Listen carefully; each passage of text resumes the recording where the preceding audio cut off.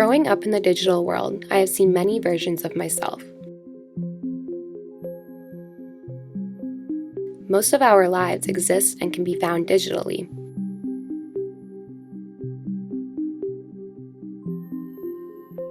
We all have versions of ourselves that we portray to the world. In the digital world, we call it our digital self. This journey is about me discovering my digital identity and understanding the self. What exactly is the digital self? Well, according to Google, the digital self is the persona you use when you're online. Some people maintain one or more online identities that are distinct from their real-world selves. So basically, we all portray ourselves a certain way, digitally and in real life. Each of us have our own digital identity, and usually we have more than one.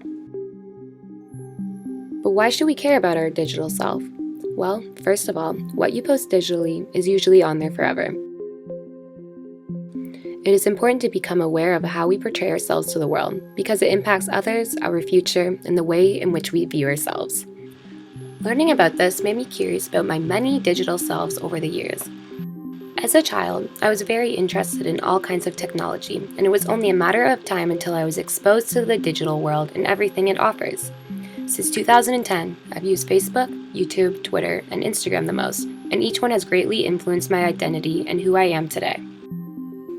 So let's take a trip down memory lane.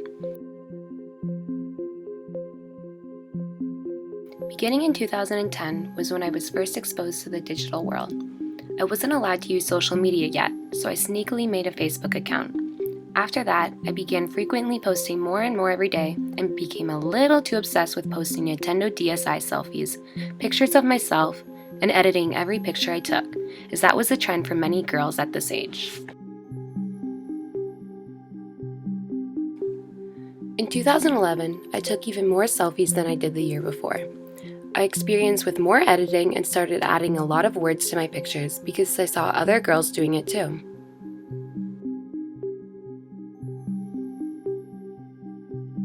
Then I got my first iPhone.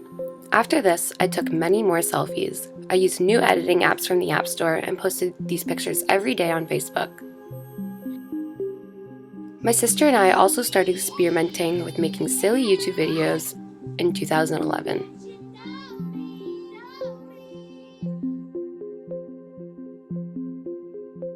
In 2012, I had gotten remarkably more creative with the photos I was taking of myself.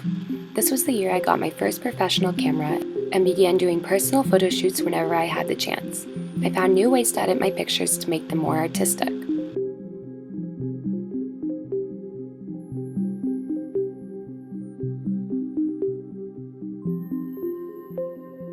I also noticed that I began editing my features, such as blurring my skin and making my eyes bluer so I could look like other girls that I frequently saw in the digital world.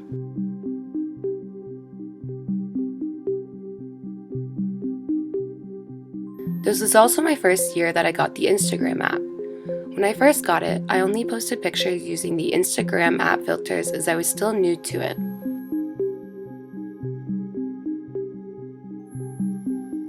I also began experimenting with video editing apps and started making short videos for YouTube. Lastly, I also got Twitter this year, but I was not exactly sure what to use it for, so I mostly used it for posting pictures of myself. In 2013, I was heavily influenced by Tumblr pictures and began editing my Facebook photos inspired by the pictures that I'd often see on Tumblr. I continued to take many pictures with my camera, but I always tried new locations to make each one appear different.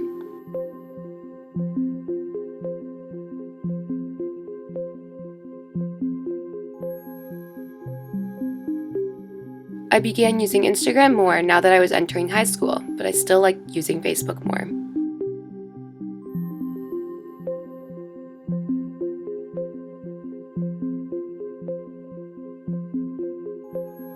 During this year, I became obsessed with YouTube and wanting to make my own videos. I began creating silly and fun videos about myself that were often inspired by other YouTube videos I watched.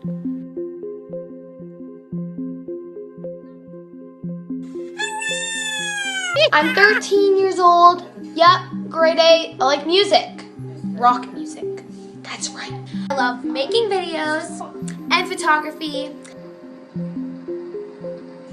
Thank you for watching. Bye, YouTubers. When using Twitter in 2013, I still only tweeted pictures of myself rather than using it to tweet my thoughts. This was the year I gradually stopped posting on Facebook as much as the people my age began using Instagram, Twitter, and Snapchat more than Facebook. On Instagram, I began posting more and more and followed the trend of having borders around every picture I would post.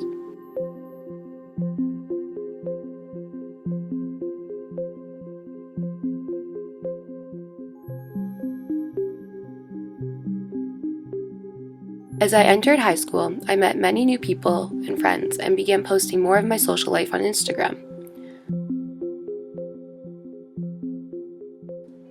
This was the year I became truly passionate about YouTube. I started frequently filming challenges and following trendy videos that I saw other influencers making.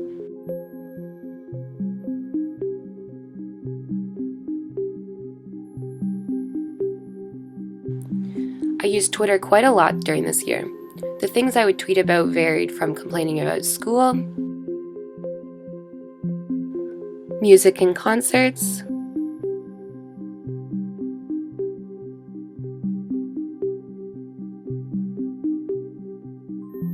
movies and tweeting at celebrities,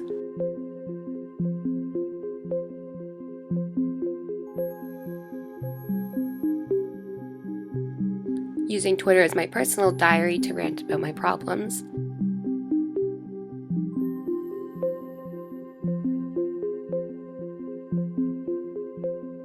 and lastly, tweeting about myself or my appearance.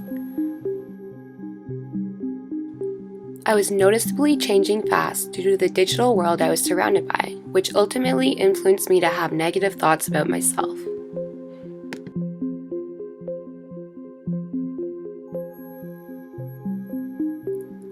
This year is when Instagram became very popular among people my age, and so did having an aesthetic. I began posting pictures that looked stylish together on my feed. I also started posting many travel and nature pictures rather than pictures of myself.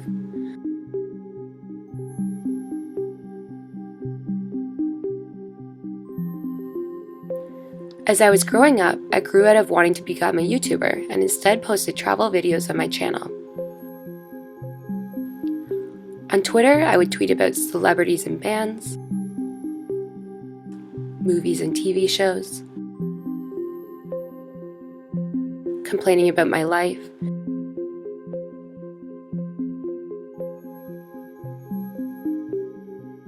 and I also tried to tweet basic and relatable things as this was the popular thing to do at this time.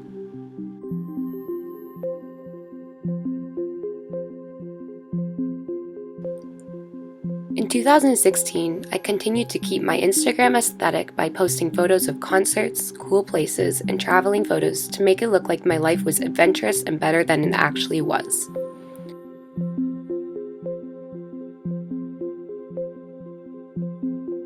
I used YouTube mainly to post travel videos, recap videos, and videos I created for school projects. I also rarely tweeted this year as I became more interested in retweeting other people's tweets rather than tweeting about my everyday personal life and thoughts.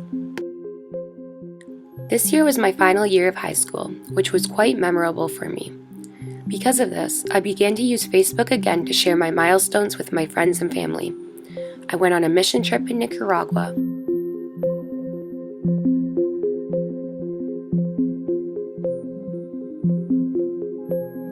experienced prom,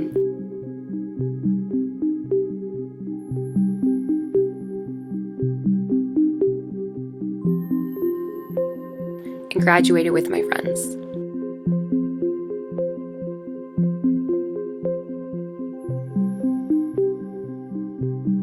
On Instagram, I continued to post adventurous photos that made my Instagram look trendy and made my life look cool.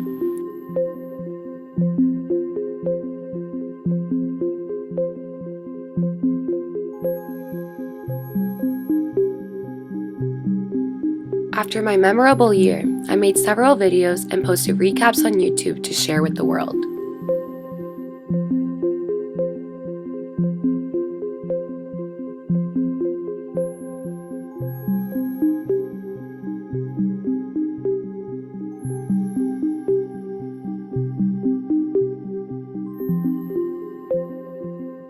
Now that I was using Facebook again, I would use it mainly to post albums of events such as my summer of 2018.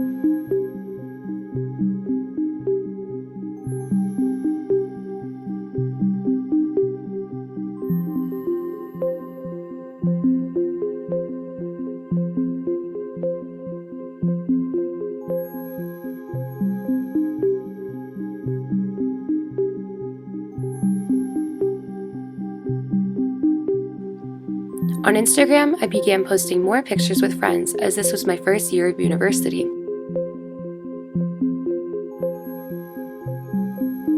This was also the year I became legal to drink, therefore I started posting more pictures of myself partying, drinking, and going out with friends.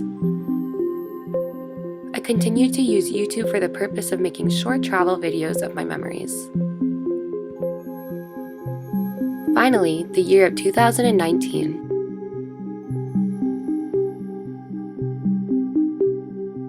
I took many pictures this year of all the memories I have made and decided to share my year in albums on Facebook because my family and friends like to keep up with what I'm doing.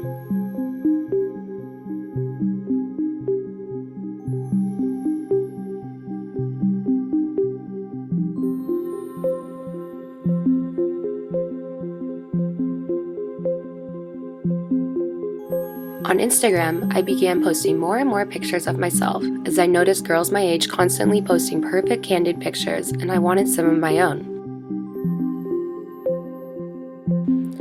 I continue to post pictures of myself with friends showing ourselves partying, having a good time, even if we're actually not. Lastly, I still try to keep up an adventurous and trendy aesthetic on my Instagram as I like the way it looks. This year, I mainly use YouTube to post assignments I have made for school, as well as use it to post short travel videos of my memories. After analyzing 10 long years of my digital life, I've made many realizations about my identity and how I portray myself. It is clear that over the years I have changed my digital self according to the people around me and what I see in the digital world. I was, and continue to be, heavily influenced by everyday media, especially what I see on Instagram, which is easy to get caught up in. I attempt to portray myself as someone who lives a picture-perfect, adventurous, and party-filled life, rather than who I actually am. However, reflecting on my digital self has made me realize I need to focus on living in the moment in the real world, rather than living for my fictional identity in the digital world. It is easy to get caught up in social media and our digital selves, so don't forget who you are and what you're actually living for. And finally, you would dream where you are now. You would dream the dream of living the life that you are actually living today. That would be within the infinite multiplicity of choices you would have.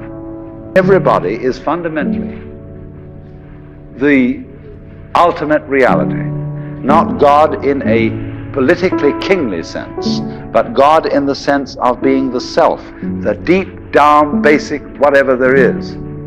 And you're all that, only you're pretending you're not.